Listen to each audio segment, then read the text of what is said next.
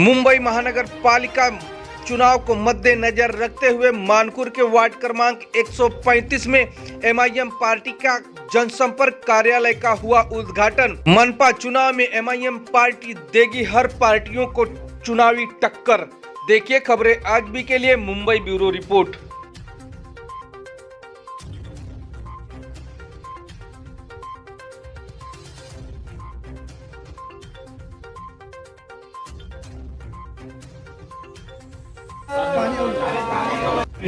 सबसे पहले मैं फैयाज भाई का तहे दिल से शुक्र अदा करता हूँ कि उन्होंने इस लायक हमें समझा कि अपनी कीमती वक्त निकाल के यहाँ पे आए। और मैं शरीफ भाई, पप्पू भाई, जिनको पप्पू भाई के नाम से लोग जानते हैं, मुन्ना भाई, हमारे शाहिद भाई, प्रकाश भाई, हमारे तालुका अध्यक्ष नवाब नासिर कुरैशी साहब, आलम भाई, सबका मैं तहे दिल से और यहाँ के आवाम का तहे दिल से शुक्रिया अदा करता हूँ कि उन्होंने हम लोगों को इस लायक समझा कि यहाँ बुलाया। और ये आज ये भीड़ देख के मुझे ऐसा लगता है पप्पू भाई कि इंशाअल्लाह मंडाला जो है अल्लाह ने हमारे नसीब में लिख दिया है। और मैं आवाम से ये दरख्वास्त करूंगा कि जैसा जोश और खरोश आज आप लोगों ने दिखाया है, इंशाअल्लाह आने वाले वक्त में इससे कई गुना तादाद में ये जोश और खरोश दिखाएंगे आप। मैं फैयाज भाई का इतना जितना शुक्र अदा कर उतना कम है। क्योंकि इन्होंने हम लोगों को हमेशा मोटिवेट ही किया है और ये अपने कीमती वक्त हम लोगों को देके हम लोगों को हमेशा मोटिवेट करते रहते। और मैं जो है हमारी पूरी टीम के तरफ से फैयाज भाई इंशाल्लाह आपको वादा करता हूँ कि आपको जीतने के बाद हम हमारे कंधे में बैठा के यहाँ पे लेके आएंगे इंशाल्लाह। सबका बहुत बहुत इस्तकबाल करता हूँ और शुक्रिया अदा करता हूँ कि आप लोगों ने इतनी मोहब्बत दिखाई, इतना प्यार दिखाया। और मैं ये कोशिश करूँगा कि ये कोशिश रहेगी कि हम लोग आप तक पहुँचते रहें और आपकी मुश्किलों और परेशानियों को दूर करने के लिए हमारे यहाँ एमआईएम के जो भी लोग होंगे आप उनसे संपर्क करें, ताल्लुकात में रहें। जैसा कि आप सभी जानते हैं इलेक्शन का दौर नजदीक है, 1-2 महीने में इलेक्शन होने वाले हैं। लोगों को बहुत सी उम्मीदें आपके जरिए से, मंडाला के लोगों के जरिए से एमआईएम को है। और हमारे सदर मुंबई के जनाब मोहतरम फैयाज अहमद खान साहब को भी आप लोगों से उतनी ही ज्यादा उम्मीदें हैं, क्योंकि आप लोगों का प्यार देखकर, अब तक की जो आप लोगों की रिपोर्ट आई है उसे देखकर ऐसा उम्मीद किया जा रहा है कि आने वाले इलेक्शन में मंडाला के लोगों का प्यार एमआईएम की तरफ बरसेगा। सर आज मंडाला में 2 एमआईएम के ऑफिस का ओपनिंग हुआ है और आप यहाँ पर तशरीफ लाए तो ऑफिस के बारे में क्या कहना चाहेंगे? देखिए, मंडाला जो है ये बम्बई शहर में एक गाँव है। ये बम्बई शहर में होते हुए गाँव है। ये बम्बई शहर एशिया की सबसे बेहतरीन सिटी है और सिटी में गांव बसा हुआ है मंडाला और गोंडी। उस गांव में 2 ऑफिस की ओपनिंग किया हूँ मैं। ये सोच हमारी कि इसको शहर में शामिल करें, इसको शहर बनाएं हम लोग। क्या लगता है ये सोच आगे आने वाले चुनाव में कामयाब होते हुए नजर आएगी? मेरा भाई सोच ही सबसे इम्पोर्टेंट चीज़ है। जब तक का सोचेंगे नहीं, उठेंगे नहीं, चलेंगे नहीं, बोलेंगे नहीं, फिरेंगे नहीं। सोच सबसे पहले बिल्डअप होनी चाहिए, उसके बाद कार्य इंसान करता है। तो मेरी सोच है, मजलिस इत्तेहादुल मुस्लिमीन की सोच है, जहाँ पे गरीब है, कुचला दबा तबका है, उसके लिए सोच है उनको मजबूत देना, मुस्तहकम करना और उनकी फलाह के लिए काम करना। उसके लिए यहाँ पर हम लोग आए थे। आप अभी इस वक्त बता रहे थे कि स्पोर्ट के लिए कुछ करने वाले, तो क्या किस तरह से तैयारी? जी, मंडाला में कुछ जगह पीछे मैंने देखा है, एक प्लॉट देखा मैंने, काफ़ी बड़ा प्लॉट है वो। तो यहाँ के जो मेरे कारकुन हैं मजलिस के, जैसे शरीफ भाई हुए, मुन्ना भाई हुए, सईद भाई हुए, शमीम भाई हुए, तो उनसे मैंने अपील की है कि यहाँ बच्चों के लिए खेलने की जगह नहीं है। तो मैं अपने यहाँ पर जिस तरह से एकेडमी चलाता हूँ फुटबॉल की, टीपू सुल्तान स्पोर्ट्स क्लब के नाम से, मैं चाहता हूँ फुटबॉल की एकेडमी यहाँ पे चालू करूँ मैं, जिससे 5 साल का बच्चा भी है, 8 साल का बच्चा भी आवे, 12 साल का बच्चा भी है, 14 साल का बच्चा आवे। बच्चे खेलेगा, थकेगा, सोएगा। तो ये नशा वगैरह जो है इनसे दूर रहेगा। तो नस्लों को बचाने के लिए स्पोर्ट्स की फैसिलिटी बच्चों को प्रोवाइड करना चाहिए और एमआईएम पार्टी उसके अंदर बहुत ही आगे हाथ बटाएगी। तो जैसे कि अभी नशे के ऊपर बहुत ज़्यादा इधर इस एरिया में मुंबई की शान में देखने को मिलता है, तो इसके ऊपर क्या कुछ एक्टिविटी रहेगी एमआईएम की? देखिए, मैं एक चीज़ बोलता हूँ, मैं गोविंदी हुआ, यहाँ पर जो बच्चे नशा करते हैं और जो बच्चा नशा बेचते हैं, दोनों ही बच्चे मेरे। लेकिन नशा बेचने वाले बच्चे के साथ क्या हुआ, वो नशा कैसे पकड़ा, इसको देखने की ज़रूरत है। पहले उसको नशेड़ी बनाया जाता है, फिर नशा बेचने वाला बनाया जाता है। नशा बेचने वाला बच्चा भी मेरा है और पीने वाला बच्चा मेरा है। हम किसको क्या करेंगे? आज 27 से 28% बच्चे जेलों में नशे की तादाद में, और सबसे कम उम्र के बच्चे जो कि गोविंदी हुआ, चीता कैंप हुआ, इलाकों से गए हैं, जेलों में गए। तो ये सब नशे की देन है मेरा भाई। और नशा जो है बहुत बड़ा एक रूप इख्तियार कर रहा है और कौम की नस्लों को ख़त्म कर रहा है ये, और जनरेशन को जमा होने से पहले ख़त्म कर रहा है। और ये नशा जो है, आज जिस घर का बच्चा नशा करता है, उसकी माँ, उसके बाप, उसके भाई बहन से पूछो वो किस तरह से ज़िंदगी बसर करते हैं।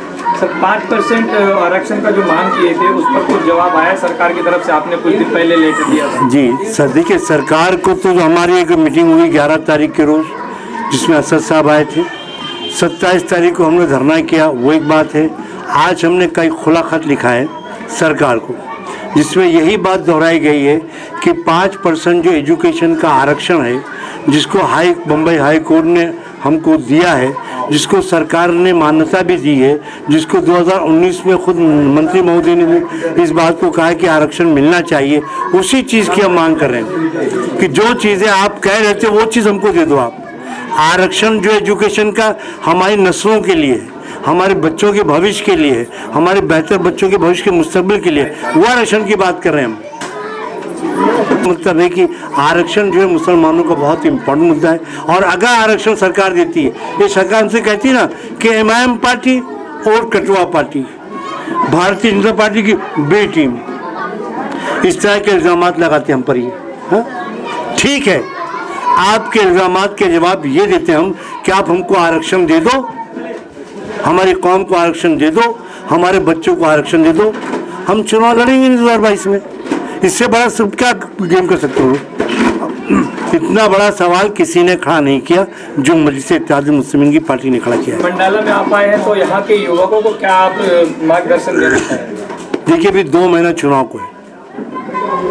यहाँ पर चाहे मुसलमान हो, चाहे दलित हो, चाहे हिंदू हो, जो भी है, उनको सिर्फ एक ही बात कहनी है कि अपने वजूद की लड़ाई लड़वा। आज हमारा वजूद खतरे में है। हमारी नस्लों को बचाने के लिए, उनके बचाने के लिए वजूद की लड़ाई आप लोग समझिए।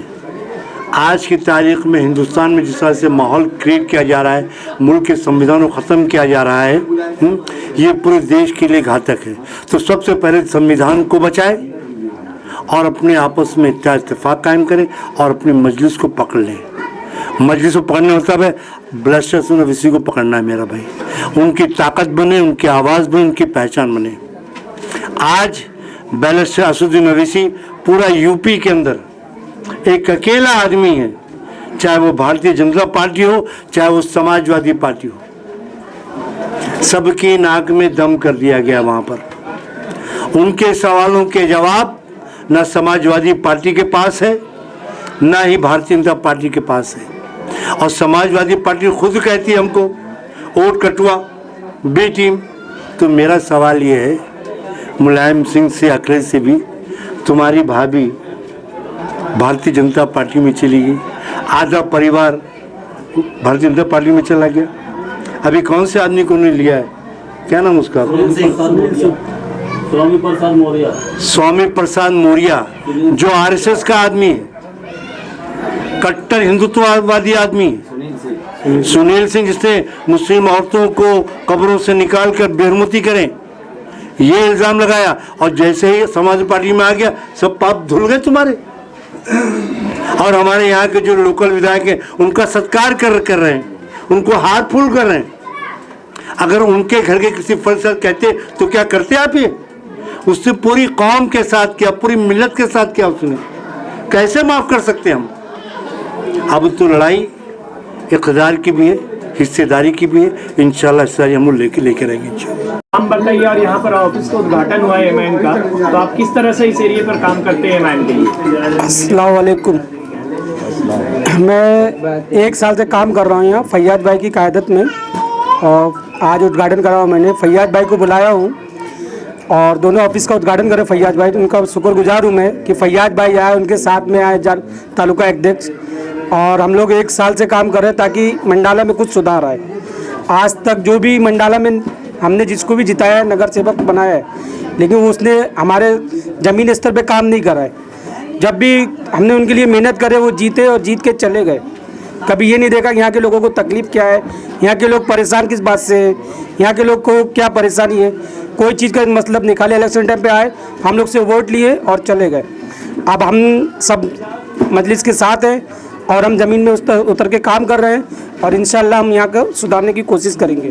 तकरीबन कितने लोगोों की टीम रहेगी आपकी? हमारी टीम तो इस टाइम पे कम से कम 2 से 2.5 हज़ार लोगों की टीम है, और सब मिलके काम कर रहे हैं हम लोग। नाम बताइए और किस तरह से आप काम कर रहे हैं एमआईएम के साथ, वो बताइए। अस्सलाम वालेकुम। मैं तारिक खान, एमआईएम गोंडी तालुका टीम का कोऑर्डिनेटर और जॉइंट सेक्रेटरी। मेरे मुंबई सदर फयाज़ अहमद खान साहब बैठे हुए हैं। इनकी क़यादत में हम लोग जो है, वैसे तो मैं 2013 से जुड़ा हुआ हूँ मजलिस इत्तेहादुल मुस्लिमीन में, लेकिन जब से हमारे मुंबई सदर फयाज़ अहमद खान साहब मुंबई के सदर अपॉइंट हुए हैं, तब से लेकर उन्होंने सिर्फ एक ही बात कही है कि ऑल ओवर मुंबई में जहाँ कहीं भी मजलिस इत्तेहादुल मुस्लिमीन का कैडर मजबूत होगा, संगठन मजबूत होगा, वहाँ पर उम्मीदवारों को मजलिस के इलेक्शन लड़ाया जाएगा।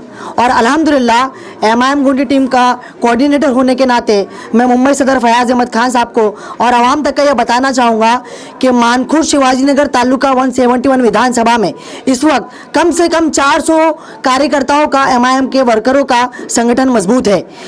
वार्ड नंबर 135 मंडाला में 100 लोगों का, कार्यकर्ताओं का टीम संगठन मजबूत है। हमारे मुन्ना अली सैयद भाई वार्ड अध्यक्ष है इस वार्ड नंबर 135 के, शरीफ भाई है, शाहिद भाई है, मुन्ना अली भाई है, इरफान भाई इस वार्ड के जीएस। ये लगातार हम लोग जो है आवाम के बीच में जाकर मजलिस के मैसेज को पहुंचा रहे हैं, बैरिस्टर असदुद्दीन ओवैसी साहब को पैगाम को पहुंचा रहे हैं किस तरह से मुस्लिम लीडरशिप को खड़ा करना है। नौजवान तो काफ़ी इम्प्रेस है, सोशल मीडिया से लेकर ग्राउंड लेवल तक कंटिन्यू मेहनत कर रहे हैं, लेकिन मैं हमारे जितने भी बुज़ुर्ग और बड़े हैं उनसे गुजारिश करूँगा कि जिस तरह से आप जो है इल्ज़ाम लगाते हैं सदर मोहतरम बैरिस्टर असदुद्दीन ओवैसी साहब पर कि वो बीजेपी के एजेंट है और न जाने किस तरह के अलकाब से नवाजा जाता है। बिहार के एमएलए के इलेक्शन के टाइम उलमाए कराम के एक वफद ने बैरिस्टर असदुद्दीन ओवैसी साहब एमआईएम सुप्रीमो से सवाल किया कि आप पर जो इल्ज़ाम लगता है आप बीजेपी के एजेंट हैं, तो उस पर बैरिस्टर असदुद्दीन ओवैसी साहब ने कहा कि मैं उम्र की टिकट निकलवाता हूँ और आप भी मेरे साथ में चलिए, और रोज़ा रसूल सल्लल्लाहु अलैहि वसल्लम के सामने बैठकर मुझसे जिस तरह की और जैसे भी कसम खिलवाना है कि मैं इनको फ़ायदा पहुंचा रहा हूं या नहीं पहुंचा रहा हूं, वैसी कसम खिलवा लीजिए। अब आप बताइए इससे बड़ी कोई कसम हो सकती है क्या? रोज़ा रसूल और हमारे नबी आका हज़रत मोहम्मद सल्लल्लाहु अलैहि वसल्लम के की कसम खाने के लिए हमारे सदर मोहतरम असदुद्दीन ओवैसी साहब बोल रहे हैं, इससे बड़ी कोई कसम हो सकती है? असद साहब तो यहाँ कहने के लिए आए कि मैं मुस्लिम लीडरशिप को खड़ा करने आया हूँ। पछड़ों और बैकवर्ड क्लास के तबकों की जो है आज लीडरशिप ख़त्म की जा रही है, जिस तरह से संघी सोच बनाई जा रही है, संघ के लोग और आरएसएस के लोग जो जिस तरह से घुस कर सिर्फ और सिर्फ हम लोगों को दबाने का काम किया जा रहा है। असदुद्दीन ओवैसी साहब पूरे भारत में, पूरे हिंदुस्तान में एमआईएम की लीडरशिप को खड़ा करके, मुसलमानों की लीडरशिप को, दलितों की लीडरशिप को एक करके एक मजबूत सियासी क़यादत को खड़ा करना चाहते हैं। तो जैसा कि मैं आपको मिसाल बताना चाहूँगा कि महाराष्ट्र में कोई सांसद नहीं था 15 साल से, लेकिन मजलिस इत्तेहादुल मुस्लिमीन के औरंगाबाद से member of parliament Imtiaz Jaleel साहब चुने गए और माशाल्लाह और सुम्मा अल्हम्दुलिल्लाह 53,000 की वोटों की लीड से वो जीते और शिवसेना के 20 साल के एमपी को हराया। और हमारे बीच में है वो, और महाराष्ट्र के सदर है। तो इसी तरह से मैं कहना चाहूँगा, अपील करना चाहूँगा, आने वाले के बीएमसी के इलेक्शन में नौजवान और बुजुर्ग और हमारी माँ और बहनें बढ़ चढ़ कर पतंग के निशान पर वोट देकर हम सभी नौजवानों को कामयाब करें, और महानगर पालिका से लेकर एमएलए के विधान भवन में और हर जगह पे हमको भेजकर असदुद्दीन ओवैसी साहब की लीडरशिप को मजबूत करें। बताइए, और एमआईएम में किस पद पर काम कर रहे हैं? मेरा नाम है मुजीबुल्लाह खान, मानपुर से रहता हूँ, साटिया नगर है। और एमआईएम पार्टी जो है मुझे बहुत पसंद आई है, इसके लिए मैं वार्ड अध्यक्ष का पद लेना चाहता हूँ। तो मैं अपना पप्पू भाई से मिलने आया तो बोले हो जाएगा, तो मैं इसके लिए आया भाई। शुक्रिया।